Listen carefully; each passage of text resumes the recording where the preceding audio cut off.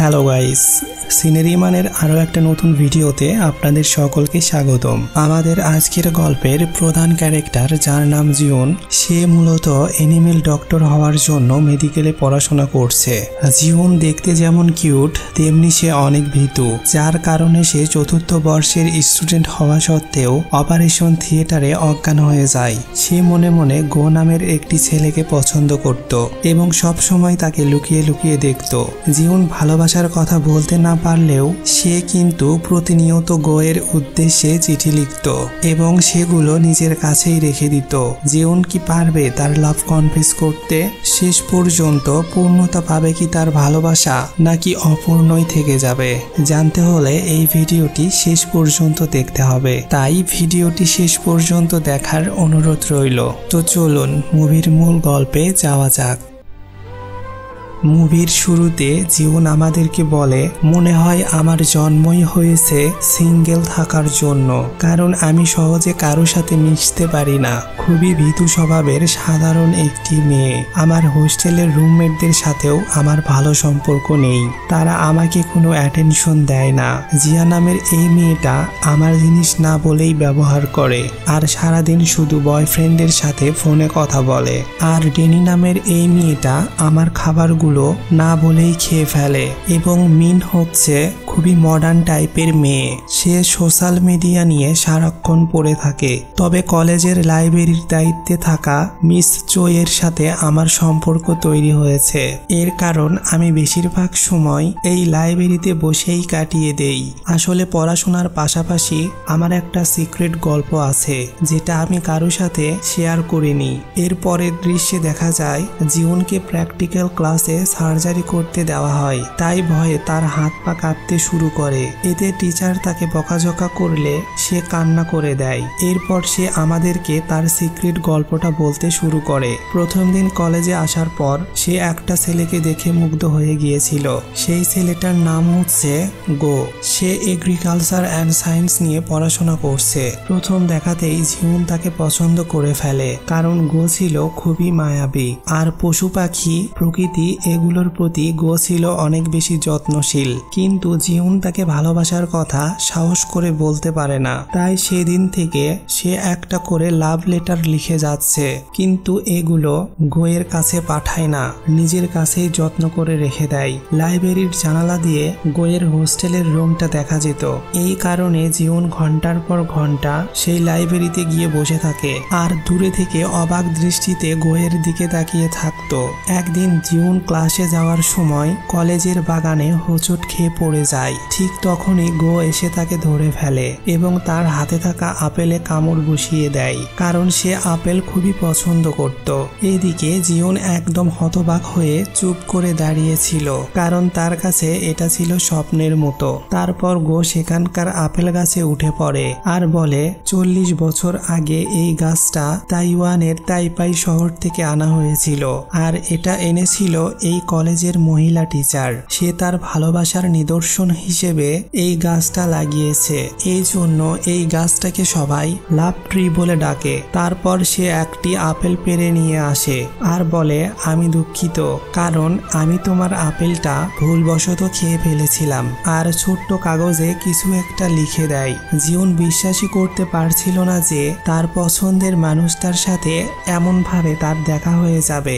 এরপর সে লাইব্রেরিতে চলে আসে। সে আসলে ওই চিরকুটের লেখা বুঝতে পারছিল না, তাই সে মিস চোইকে সেটা দেখায়। মিস চোই বলে, এখানে তাইওয়ানিজ ভাষায় থ্যাংক ইউ লেখা আছে, অর্থাৎ গো তাইওয়ান থেকে চায়না এসেছে পড়াশোনা করতে। মিস চোই জিওনের কাছে একটি সাহায্য চায়। সে বলে, আমি তাইওয়ানের তাইপাই শহরে মিস্টার শ্যান নামক একজনের কাছে চিঠি পাঠাচ্ছি, কিন্তু সে কোনো রিপ্লাই দিচ্ছে না। তুমি কি তোমার বন্ধুকে বলতে পারবে সেখানে খোঁজ নিয়ে দেখতে? জিওন তার কথাই রাজি হয়। এরপর সে গোয়ের হোস্টেলে চলে আসে, কিন্তু সে গোয়ের সাথে কথা বলতে খুবই অকওয়ার্ড ফিল করছিল, তাই সে কিছু না বলেই চলে আসতে থাকে। তখনই আবার গো রুম থেকে বেরিয়ে জিওনকে দেখতে পায়। সে জিওনকে রুমে আসতে বলে। তারপর জিওন মিস চোয়ের কথাটা তাকে জানায়, যা শুনে গো তাকে সাহায্য করতে রাজি হয়। এরপর জিওন কোনো কথা না বলেই দৌড়ে সেখান থেকে চলে আসে। কারণ সে গোয়ের সামনে দাঁড়িয়ে থাকতে লজ্জা পাচ্ছিল। রাতের বেলা সে এই দিনটির কথা একটা চিঠিতে লিখে রাখে। তার কাছে আজকের দিনটি ছিল সবথেকে সেরা। কিছুক্ষণ পরে তার রুমমেট মিন মাতাল অবস্থায় হোস্টেলে ফিরে আসে। আজকে সে তার বয়ফ্রেন্ডের সাথে ব্রেকআপ করেছে, তাই সে অনেক বেশি দুঃখী। তবে সে এটাও বলে, আমি নতুন একটি ছেলের সাথে ডেটিং শুরু করব। এই শুনে জিউন তাকে সান্ত্বনা দেয়। এরপর ওই দিন সকালবেলা জিউন ঘুম থেকে উঠে দেখতে পায় গত রাতের লেখা চিঠিটা টেবিলে নেই। সে সব জায়গায় খুঁজতে থাকে। তখনই মিন এসে জানায় সে ওই চিঠিটা গোয়ের কাছে পাঠিয়ে দিয়েছে। এই শুনে জিউন খুবই রাগান্বিত হয়ে যায়। এরপরে সে সাইকেলে করে খুব দ্রুত গোয়ের হোস্টেলের দিকে যেতে থাকে, কারণ এখনো হয়তো গো এই চিঠিটা খুলে দেখেনি। জিউন সোজা গোয়ের রুমে চলে আসে আর সে দেখতে পায় গো গাছপালা নিয়ে ব্যস্ত আর সেই চিঠিটা টেবিলে পড়ে আছে। জিউন লুকিয়ে লুকিয়ে চিঠিটা নিতেই যাবে, ঠিক তখনই গো তাকে থামিয়ে দেয় আর বলতে থাকে, আজকে সকালে এই চিঠিটা আমার কাছে এসেছে, এটা কি তোমার লেখা? জিউন উত্তরে বলে, এই চিঠিটা ভুলে এখানে চলে এসেছে, দয়া করে ফেরত দিয়ে দাও। এই বলে সেই চিঠিটা কেড়ে নিতে যায়, কিন্তু গো কিছুতেই সেটা দিতে চাইছিল না। এদিকে জিউন টেনশনে গোয়ের বন্ধু হানের কথা বলে দেয়। হান আসলে গোয়ের পাশের রুমে থাকতো। জিউন তাকে মিথ্যা বলে যে হানের কাছে এই চিঠিটা পাঠানোর কথা ছিল, কিন্তু ভুলে তোমার কাছে চলে এসেছে। এই শুনে গো বলে, তুমি কি হানকে পছন্দ করো? তাহলে সরাসরি বলছো না কেন? এর উত্তরে জিউন কিছুই বলতে পারে না। তখনই ফোনের রিংটোন বেজে উঠলে গোয়ের মনোযোগ অন্যদিকে যায়। এই সুযোগে জিউন চিঠিটা নিয়ে বাইরে চলে আসে। সেই রাতে জিউন আবারও একটি চিঠি লিখতে শুরু করে এবং আজকের ঘটনাগুলো সেখানে লিখে রাখে। এরপর থেকে জিউন লুকিয়ে লুকিয়ে গোকে ফলো করত, কারণ ভালোবাসার মানুষকে আড়াল থেকে দেখলেও এক ধরনের প্রশান্তি কাজ করে। এভাবে আরো কয়েকটা দিন পার হয়। একদিন জিউন ছোট্ট একটা আপেল গাছে পানি দিচ্ছিল।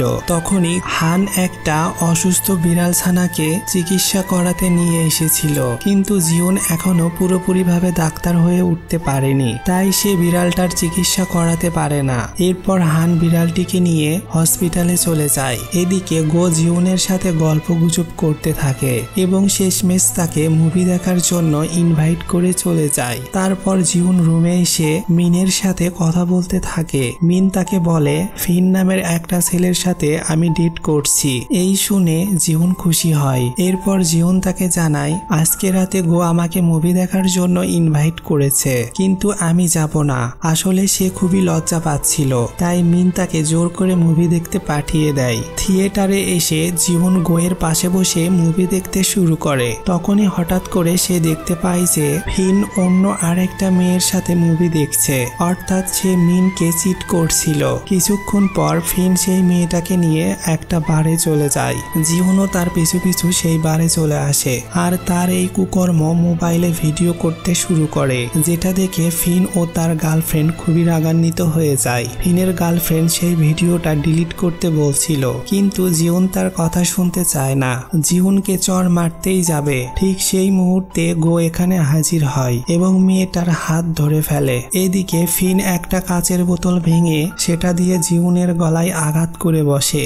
এই দেখে গোয়ের অনেক রাগ হয় এবং সে ফিনকে মারধর করে আহত করে ফেলে। এরপর তারা হোস্টেলে চলে আসে। গো প্রথমেই জিউনের গলায় ব্যান্ডেজ লাগিয়ে দেয় আর ব্যান্ডেজ লাগানোর সময় সে জিউনের অনেক কাছাকাছি চলে আসে। জিউনের কাছে এই মুহূর্তগুলো স্বপ্নের মতো লাগছিল। এরপরের দিন সকালবেলা জিউন তাকে বলে, মিস চোয়ের শরীর ভালো না, তাকে একটু দেখতে যেতে হবে। তুমি কি তাইওয়ানের সেই অ্যাড্রেসটা খুঁজে নিয়েছো? গো উত্তরে হ্যাঁ বলে। এরপর তারা দুজন মিলে মিস চোয়ের বাড়িতে চলে আসে। গো মিস চোয়ের অনেকগুলো ছবি দেখিয়ে বলে, আপনি এতদিন যে অ্যাড্রেসে চিঠি লিখেছেন সেখানে এখন আর কেউ থাকে না, এজন্যই চিঠির কোনো রিপ্লাই আসছিল না। এই কথাবার্তার মধ্যেই লাঞ্চের সময় হয়ে যায়, তাই গো আর জিউন রান্না করতে কিচেনে চলে আসে। এখানে তারা দুজন অনেক গল্প করে। জিউন তার ছোটবেলার কাহিনী শোনায়। আসলে সে অনেক ছোট্ট থাকতেই তার মা বাবার ডিভোর্স হয়ে গিয়েছিল। এরপর থেকেই সে অনাথ আশ্রমে বড় হয়েছে আর সেখানেই রান্না করা, ঘরের কাজ করা এসব কিছু শিখেছে। আসলে গো এরকম মেয়েদেরকেই খুব পছন্দ করে। এরপর তারা সবাই খেতে বসে আর তখনই মিস চই কান্না করে করে বলতে থাকে শ্যান ছিল তার ছোটবেলার বন্ধু। সে তাকে অনেক পছন্দ করত, কিন্তু কখনো তাকে মনের কথা বলতে পারেনি, আর এই কারণে সে এখন পর্যন্ত বিয়ে করেনি। তবে সে জানায় শ্যান কয়েক বছর আগে তার কাছে একটা গানের সিডি এবং চিঠি পাঠিয়েছিল। সেই চিঠিতে লেখা ছিল, এই গানটা শুনলেই তুমি আমার মনের অজানা কথাগুলো বুঝতে পারবে। কিন্তু দুর্ভাগ্যবশত সেই সিডিটা এক টাইফুন ঝড়ে নষ্ট হয়ে গিয়েছিল। সেই ঝড়ের পর থেকে মিস চই একের পর এক চিঠি পাঠায় শ্যানের ঠিকানায়, কিন্তু এখন পর্যন্ত একটারও উত্তর আসেনি। এই বলে সে প্রচন্ড ইমোশনাল হয়ে যায়। গো এরপর উঠে গিয়ে সেই সিডিটা চেক করে দেখতে পায় সত্যিই সেটা কাজ করছে না। এরপর তারা দুজন বিদায় নিয়ে বেরিয়ে পড়ে। বাসে করে যাওয়ার সময় জিউন খুবই মন খারাপ করে বসেছিল, কারণ সে ভাবছিল যে শ্যান মিস চুইকে চিট করেছে। কিন্তু গো বলে মিস চুই এখনো শ্যানকে ভালোবাসে আর এখনো তার অপেক্ষায় আছে। এভাবে হয়তো বেশি দিন সে বাঁচবে না, তাই আমাদের উচিত সেই সিডিটা খুঁজে বের করে মিস চুইকে উপহার দেওয়া। জিউন তার এই কথাই প্রথমে রাজি হতে চায় না, তাই গো রাগ করে বাস থেকে নেমে যায়। সেই রাতে জিউন অনেক চিন্তা ভাবনা করে গোকে মেসেজ করছিল, কিন্তু গো মেসেজ সিন করে না। এরপরের দিন সকালবেলা জিউন এসে গোকে বলে, আমি তোমার সাথে মিলে সেই সিডিটা খুঁজতে চাই। তারপর থেকে দুজন মিলে সেই সিডির একটি কপি খুঁজতে শুরু করে। সিডিটা অনেক পুরনো দিনের হওয়াতে সহজে পাওয়া যাচ্ছিল না। প্রায় 2 মাস পার হয়ে যায়, আর এই সিডি খোঁজার সময় দুজনেই একে অপরের খুব কাছাকাছি চলে এসেছিল। তারা এখন খুব ভালো বন্ধু। এরপর অনেক খোঁজাখুঁজির পর সেই সিডিটা তারা পেয়ে যায়, আর সেটা মিস চইকে উপহার হিসেবে দিয়ে দেয়। মিস চই সেই গানটা শুনে একদম ইমোশনাল হয়ে যায়, কারণ সে এই গানের কথাগুলো শুনে বুঝতে পেরেছে সেন এখন জীবিত নেই এবং মৃত্যুর কয়েকদিন আগে সেই সিডিটা পাঠিয়েছিল। সেখান থেকে গো আর জিউন সাইকেলে করে বাড়ি ফিরছিল। জিউন গোকে ধন্যবাদ জানায়, কারণ সে জোর না করলে মিস চোয়ের শেষ ইচ্ছাটা পূরণ হতো না। গো খুব দ্রুত গতিতে সাইকেল চালাচ্ছিল, যে কারণে জিউন তাকে খুব শক্ত করে জড়িয়ে ধরে। এই প্রথম জিউন গোয়ের এত কাছে গিয়েছে, তাই তার মনে খুশির কোনো সীমা ছিল না। সেই রাতে গো তাকে ডিনার করতে একটা রেস্টুরেন্টে নিয়ে যায়। জিউন মিস চোয়ের জন্য অনেক কষ্ট পাচ্ছিল, কারণ মিস চই জানতেই পারল না তার ভালোবাসার মানুষটি কখন মারা গিয়েছে। এরপরেই গো বলে সে ফাইনাল ইয়ার শেষ করে তার দেশে চলে যাবে। এই শুনে জিউন তাকে বোঝাতে থাকে এই শহরেই অনেক ভালো চাকরির সুযোগ আছে, তাই সে যেন এখানেই থেকে যায়। গো তারপর কথা ঘুরিয়ে জিউনের প্রশংসা করতে থাকে। সে বলে সব সময় হাসি খুশি থাকবে, তোমার হাসিটা খুবই কিউট। এই শুনে জিউন লজ্জা পায়। পরের দিন হান আসে জিউনের সাথে কথা বলতে। আসলে গো নিজেই তাদের দুজনের মিটিং ফিক্স করেছে, যাতে জিউন তাকে প্রপোজ করতে পারে। কিন্তু সে কিছু বলার আগেই হান বলে আমি অন্য একজনকে পছন্দ করি, তাই আমার পিছনে সময় নষ্ট করো না। এই কথা শুনে জিউন মনে মনে খুবই আনন্দিত হয়, আর এরপর সে হানকে সবকিছু জানিয়ে দেয়। সে বলে আমি তোমাকে নয় বরং গোকে পছন্দ করি। তারপর সে গোয়ের সাথে দেখা করে আর বলে তোমার বন্ধু হান অন্য আর একজনকে পছন্দ করে। তাই এই চ্যাপ্টার এখানেই শেষ।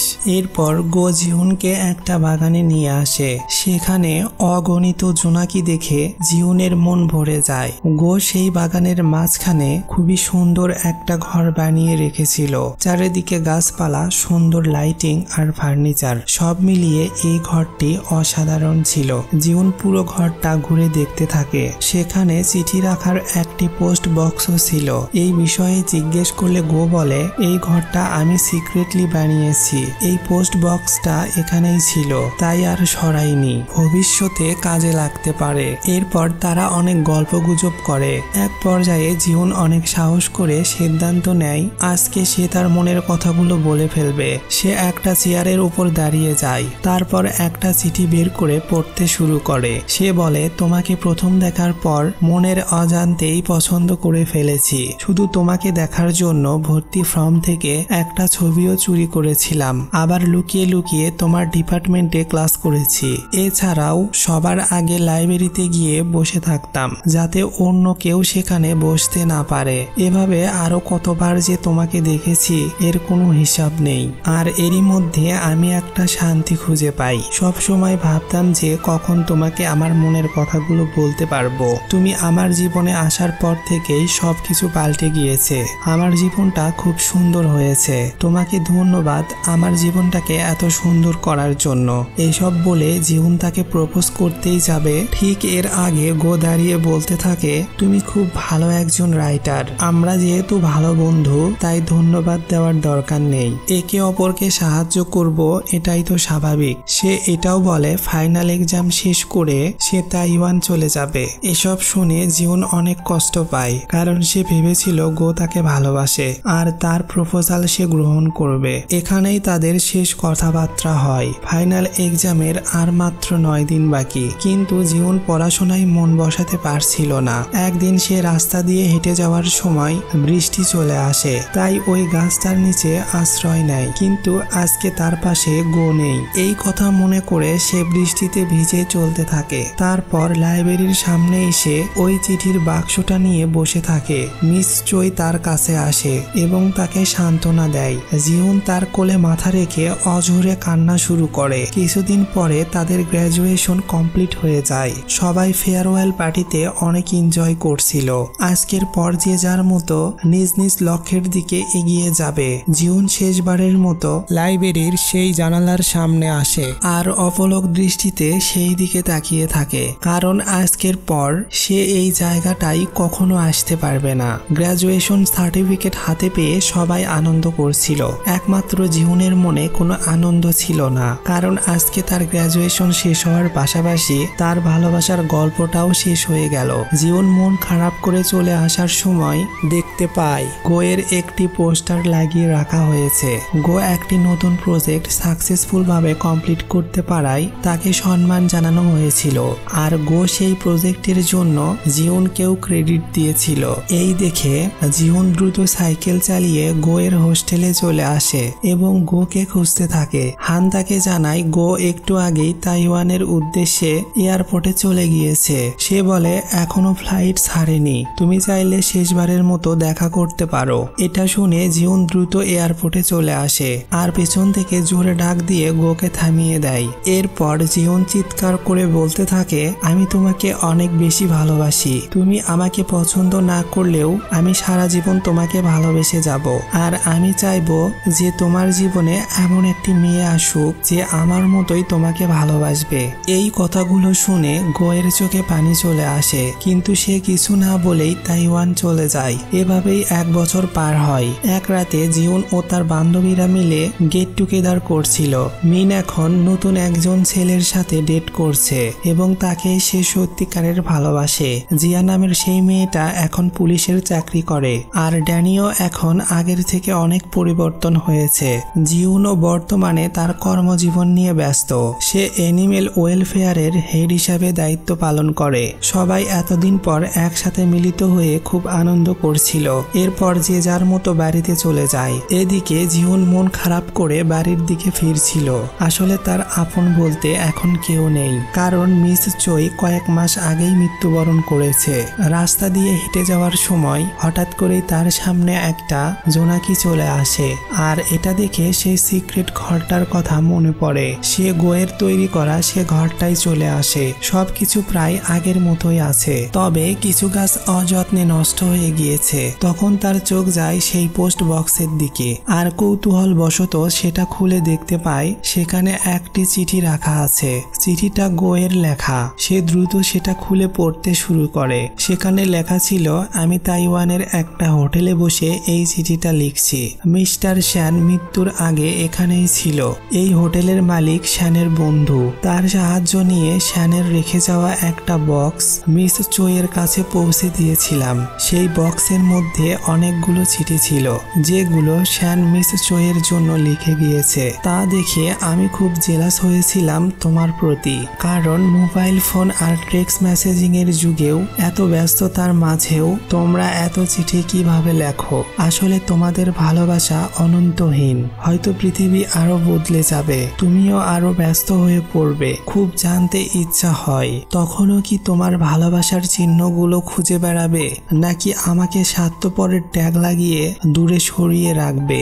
ওই দিন তুমি যখন চিৎকার করে ভালোবাসার কথা বলছিলে, সেদিন সেদিন আমার ইচ্ছা করছিল দৌড়ে গিয়ে তোমাকে জড়িয়ে ধরি, কিন্তু জড়িয়ে ধরে তোমার আক্ষেপগুলো দীর্ঘ করতে চাইনি। আমিও তোমাকে সেদিন দেখেই পছন্দ করে ফেলেছিলাম, যেদিন আমাদের প্রথম দেখা হয়েছিল। এরপর থেকে এক পলক দেখার জন্য কত চেষ্টাই না করেছি। এক মুহূর্তের জন্য তোমাকে দেখলেও মুগ্ধ হয়ে যেতাম। আসলে আমাকে দেখার জন্য তুমি আমার ক্লাসে চলে আসতে, আর আমি উল্টো তোমার ক্লাসে গিয়ে বসে থাকতাম। এরপর যেদিন তুমি হোঁচট খেয়ে পড়ে যাচ্ছিলে, সেদিন আর নিজেকে কন্ট্রোল করতে পারলাম না, তোমার সামনে চলে গেলাম। ওই দিন আমি অনেক বেশি নার্ভাস হয়ে গিয়েছিলাম। এরপর সবকিছু ঠিকভাবেই ধীরে ধীরেই এগিয়ে যাচ্ছিল, কিন্তু একদিন গো চেক আপ করে জানতে পারে তার ব্রেন টিউমার হয়েছে। ডক্টর বলেছিল তার হাতে বেশি সময় নেই। এই শুনে গোয়ের মাথায় আকাশ ভেঙে পড়েছিল। এত সুন্দর একটা জীবন এভাবে শেষ হয়ে যাবে, সে জিহুনকে এই দুঃখের খবরটা জানিয়ে কষ্ট দিতে চায়নি। এই কারণেই সে কিছু না বলেই তাইওয়ানে চলে গিয়েছিল। এরপর জিহুন কাপড় দিয়ে ঢাকা কিছু একটা দেখতে পায়। কাপড় সরাতেই সে একটা ছবি দেখতে পায়। সেটা আর কেউ নয়, বরং গো নিজের হাতেই এঁকেছিল। গো সেই চিঠিতে আরো বলে, আমি জানি না এই চিঠিটা পড়ার সময় আমি বেঁচে থাকবো কিনা, এটাও জানি না তুমি এই চিঠিটা খুঁজে পাবে কিনা, তবুও অজানার উদ্দেশ্যে এই শেষ চিঠিটা লিখে রাখছি। তোমাকে অনেক বেশি ধন্যবাদ আমার ছোট্ট জীবনটাকে এত সুন্দরভাবে সাজিয়ে তোলার জন্য। আর সবশেষে আমিও বলতে চাই, আমিও তোমাকে প্রচন্ড ভালোবাসি। চিঠিটা পড়ে জিহুন অঝরে কান্না করে যাচ্ছিল। এক সাগর পরিমাণ হতাশা আর আক্ষেপ নিয়ে সে যখন চলে যাবে, গোয়ের আঁকা ছবিটা থেকে জিহুনের পছন্দের জোনাকি পোকাটা গোয়ে রূপান্তরিত হয়ে যায়। অর্থাৎ এটা হচ্ছে গোয়ের আত্মা। সে বলে, অনেকবার বলতে চেয়েছিলাম কিন্তু বলতে পারিনি, আমাকে কখনো ভুলে যেও না। এই বলে তার আত্মা জোনাকি পোকা হয়ে উড়ে যায়।